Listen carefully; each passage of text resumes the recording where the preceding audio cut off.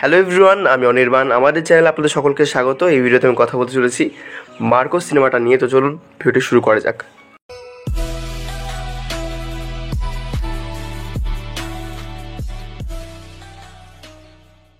তো মার্কো সিনেমাটা একটি অ্যাকশন থ্রিলার ছবি এবং এটি ডিরেক্ট করেছেন হানিফ আদেনি। আর মুখ্য চরিত্রে রয়েছেন উন্নিম কন্দন এবং অন্যান্য চরিত্রে রয়েছেন সিদ্দিক, কবির দুহান সিং, জগদীশ। তো এই ছবিটার গল্পটা হচ্ছে যে মার্কো যে আর কি তার নিজের পরিবার থেকে আলাদা হয়ে আরেকটি পরিবারে বড় হচ্ছিল, একটি ব্যবসায়ী পরিবার, এবং সেই পরিবারে একজন ছিল যার সাথে মার্কোর খুব সখ্যতা ছিল, খুব ভালো সম্পর্ক ছিল। তো তাকে মেরে দেওয়া হয়েছে এবং মার্কো তার জন্য প্রতিশোধ নিচ্ছে এবং এই প্রতিশোধের গল্পেই মারামারি, কাটাকাটি ইত্যাদি চলে আসছে। তো আমি যদি এই সিনেমাটা রিভিউ করি এক লাইনে, তো বলবো যে এটা একটা ঠিকঠাক ভালো সিনেমা। ঠিকঠাক ভালো সিনেমা এই জন্যই বলছি, দেখুন এখানে যদি আমি ভায়োলেন্সের কথা যদি বলি, তো ভায়োলেন্স ফিল্ম হিসেবে এটা ঠিক আছে, বেশ ভালো। মানে যতটা ব্রুটালিটি দেখিয়েছে আমরা ভারতীয় সিনেমাতে কিলেও ততটা দেখিনি, মারাত্মক। এবং শেষ আধ ঘন্টা অনেকের মানে হজম করতে অসুবিধা হবে। শেষ আধ ঘন্টায় যেরকম ব্রুটালিটি লেভেলটা বেড়ে যায়, এবং আমি শুনেছি যে এই শেষ আধ ঘন্টা দেখে অনেকে নাকি অসুস্থ হয়ে পড়েছিল। তো শেষ আধ ঘন্টাটা মারাত্মক এবং আপনাদের মধ্যে অনেকে হয়তো হজম করতে পারবেন না। যারা আর কি আর রেটেড ফিল্ম দেখেন তাদের কোনো অসুবিধা হবে না।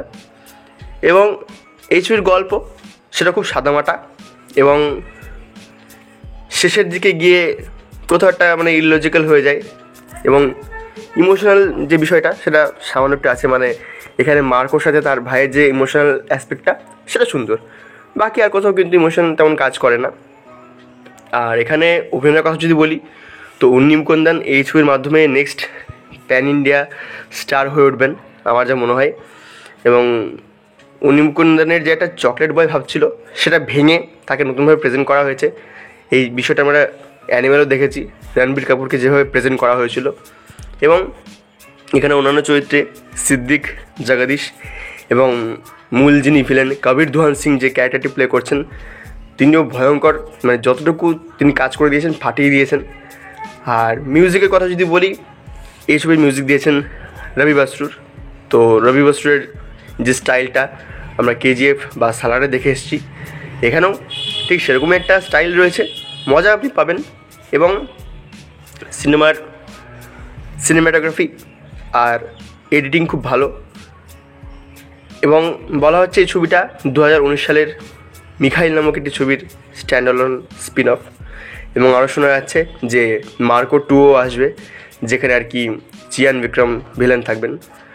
তো দেখা যাক সেটি কেমন হয়, কিন্তু এই ছবিটা আমার মোটামুটি ভালোই লেগেছে। এবং গল্পের দিক থেকে মোটামুটি গল্প। এবং আরেকটা বিষয় আমি এখানে উল্লেখ করব যে জন উইককে কেন অ্যাকশন ফিল্মের মধ্যে সেরা বলা হয়। ওখানে অ্যাকশন যেরকম রয়েছে সেরকম কিন্তু গল্প রয়েছে, মানে অ্যাকশনগুলো ইররিলেভেন্ট নয়। এখানে একটা অ্যাকশন সিকোয়েন্স আছে যেটা একটু হলেও মানে ইররিলেভেন্ট মনে হয়। তো আমার মনে হয় যে গল্পটা সাইডে ছিল, অ্যাকশনটা এখানে মেন ছিল, ব্রুটালিটি, ভায়োলেন্স এগুলোই মেন ছিল।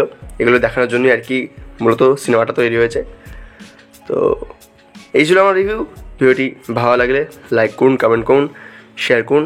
আর এই সিনেমাটা দেখার জন্য আমি প্রায় 20 কিলোমিটার ট্রাভেল করেছি। তো বুঝতে পারছেন পরিশ্রমটা অনেক হয়েছে।